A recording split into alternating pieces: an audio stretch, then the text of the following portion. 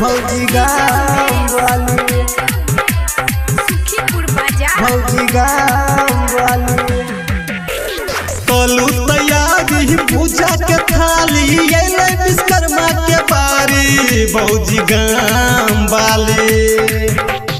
कलू तैयारी पूजा के थाली अइले विश्वकर्मा के बारी भौजी गाँव वाली। ये भौजी गाँव वाली दर्शन कर चलो हाली हाली भौजी गाँव वाली। पूजा कर चलो हाली हाली भौजी गाँव वाली। माँ लक्ष्मी जी रमपुरा बाजार। पूजा कर चलू हाली हाली भौजी गाँव वाली, भौजी गाँव वाली।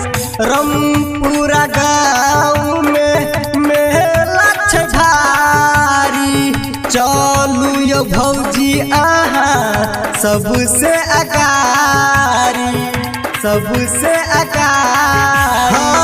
रमपुरा गाँव में मेला छे भारी, चलू यो भौजी आहा सबसे अगारी। बाबा के माथ पर सोना के पाग छै, एकरे कृपा से दुनिया आजाद छै।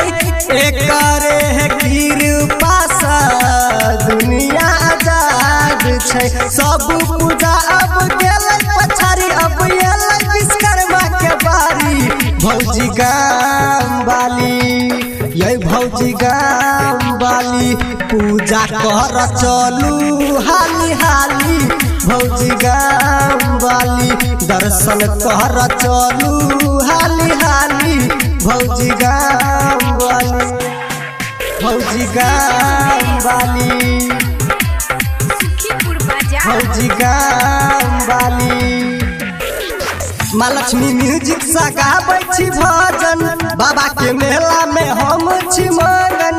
माँ लक्ष्मी म्यूजिक से गाबै छी भजन, बाबा के मेला में हम छी मगन, बाबा के मेला में हम छी मगन। हाँ, माँ लक्ष्मी म्यूजिक से गाबै छी भजन, बाबा के मेला में हम छी मगन, बाबा के मेला में हम छी मगन। राइटर छोटन सिंगर सरोज, बाबा के भजन गाबै बेजोर। राइटर छोटन सिंगर सरोज, बाबा के भजन गाबै बेजोर, बाबा के भजन गाबै बेजोर। सब पूजा अब गेलै पछारी, अब एलै विश्वकर्मा के बारी भौजी गाँव वाली। ये भौजी गाँव वाली दर्शन कर चलू हाली हाली भौजी गाँव वाली। पूजा कर चलू हाली हाली भौजी गाँव वाली। माँ लक्ष्मी जी रमपुरा बाजार।